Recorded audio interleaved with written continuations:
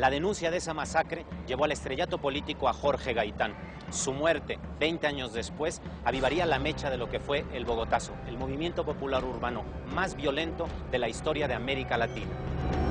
El 9 de abril de 1948, a la 1:05 de la tarde, cuando Jorge Eliezer Gaitán era asesinado en la esquina de Carrera Séptima y Avenida Jiménez, García Márquez, el joven aspirante periodista que ni siquiera soñaba con el Premio Nobel de Literatura, estaba en su pensión, ubicada a 3 calles del lugar del crimen. Casi en el mismo momento del asesinato, un dirigente estudiantil cubano de 21 años, Fidel Castro, salió del hotel en que se alojaba y avanzó lentamente para estar próximo a la oficina de Gaitán.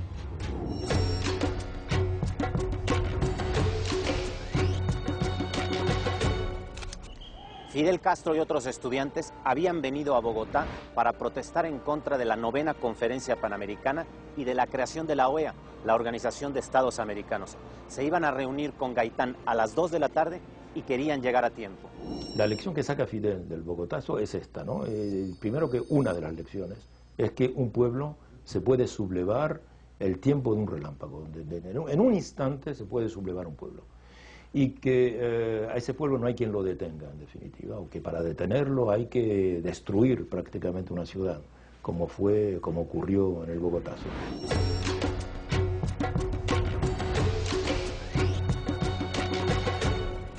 Once años después, en 1959, Fidel Castro encabezaría la revolución que terminaría con la dictadura de Fulgencio Batista en Cuba, la isla que había sido conquistada en 1511 por Diego Velázquez del Cuellar. Velázquez partió de La Española, la isla que actualmente cobija la República Dominicana y Haití, y entre sus soldados estaba Hernán Cortés, el futuro conquistador de México. De La Española había escapado Atuey, jefe de los taínos, que lideró la resistencia cuando los españoles invadieron la isla. La estrategia de Atuey, como muchos años después harían los hombres de Sandino en Nicaragua y los del movimiento 26 de julio al mando de Fidel Castro, fue atacar a manera de guerrilla, golpear por sorpresa y dispersarse para reagruparse después en el siguiente ataque. La táctica de Atuey mantuvo a los españoles cercados y aterrados en la fortaleza de Baracoa por casi 3 meses. Finalmente, por la delación de un traidor, Velázquez pudo rodear a los aborígenes y capturarlos. Al rebelde Huatey, sus captores les dieron a elegir. Si se convertía al cristianismo, lo ahorcarían, no sufriría e iría al cielo. Si no se convertía, lo quemarían con leña verde, sufriría mucho e iría al infierno. Huatey preguntó, ¿en el cielo hay españoles? Le dijeron que sí. Y él dijo entonces, leña verde.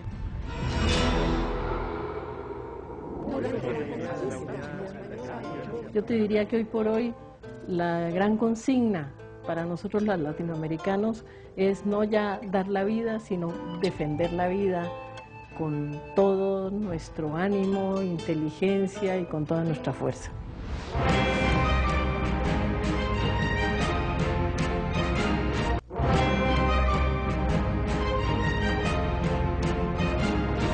En el 2006, aquí en México, en el estado de Oaxaca, el más pobre junto con Chiapas del país, el pueblo luchó durante 200 días exigiendo la renuncia del gobernador del estado.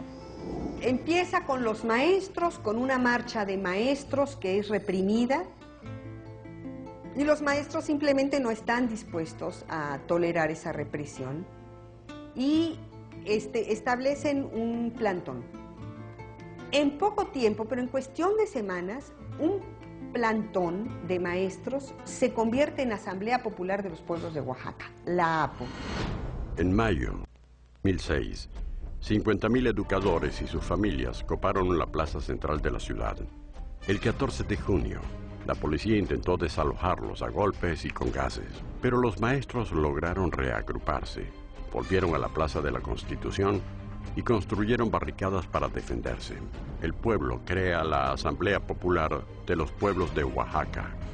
La respuesta del gobierno oaxaqueño a las solicitudes de los maestros de reprimirlos, de tratar de frenar esas protestas, fue lo que escaló un conflicto y ese detonador inicial de un conflicto magisterial nos reveló finalmente componentes históricos de profundas raíces, de los agravios de siempre en contra de los maestros, de los ciudadanos que se fueron uniendo a lo que originalmente tuvo esta naturaleza de protesta magisterial y acabó siendo una protesta mucho más amplia. Ya no hay solo educadores, hay activistas de organizaciones no gubernamentales, de grupos de izquierda, indigenistas y ecologistas. En las asambleas hay amas de casa, sacerdotes católicos y organizadores comunitarios.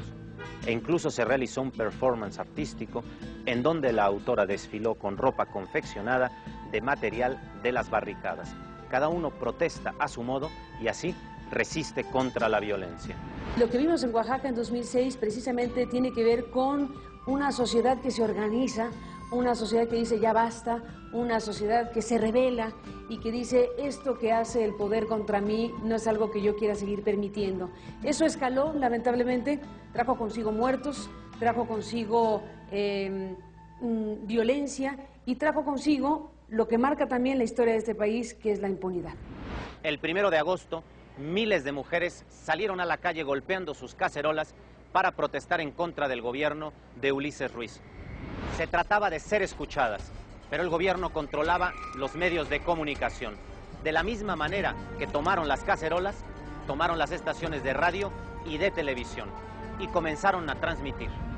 El 25 de noviembre, en cambio, la Policía Federal liberó la plaza de activistas, apresando a más de 400 personas. Las cacerolas aún hoy siguen sonando.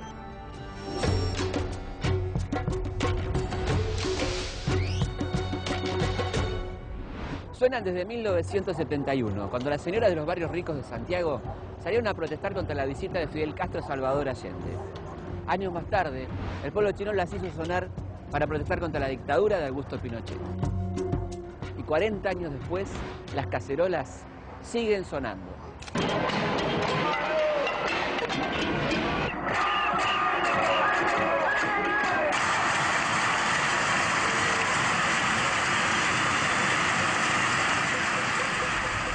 En los momentos de más cacerolazos que la oposición citaba en Venezuela en el 2002, sobre todo a cacerolazos casi todos los días, los vendedores ambulantes empezaron a vender CDs con cacerolazos grabados, de manera que la gente podía en cualquier momento poner en el reproductor, en el aparato de sonido de su casa, esos cacerolazos, ¿no? Y combatir de esa manera al poder, ¿no? Yo creo que la desesperanza mayor sucede cuando te das cuenta que no les importa, que no importa el caos en la ciudad que se arma, ni siquiera así te escuchan. Y yo creo que no hay peor sensación de frustración que saber que no te escuchan.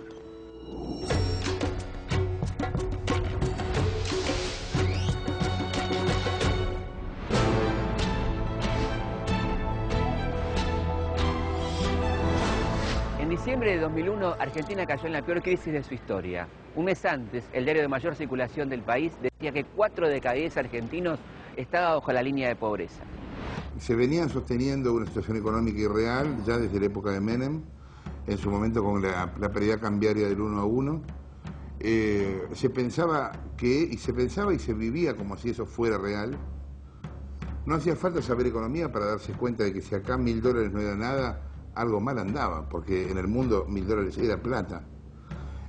O sea que era cuestión de tiempo, eso en algún momento iba a explotar. Finalmente, cuando eso explotó, quienes más sufrieron fueron los más postergados, como pasa siempre en cualquiera de estas crisis. En un país de 35 millones de habitantes, 14 millones eran pobres y la tendencia crecía. Cada día había 2000 nuevos pobres en Argentina. Parafraseando a García Márquez, la cronología de aquellos días podía ser una crónica de una crisis anunciada. El 1 de diciembre, el gobierno anunció las nuevas medidas. La novedad era el corralito. La gente no podía retirar sus ahorros del banco. 2 semanas más tarde se declaró una huelga nacional. Cientos de personas saquearon tiendas y supermercados. La clase media salió a la calle a pedir con golpes de cacerolas la devolución de sus depósitos. Otros sectores sociales adhirieron a la lucha.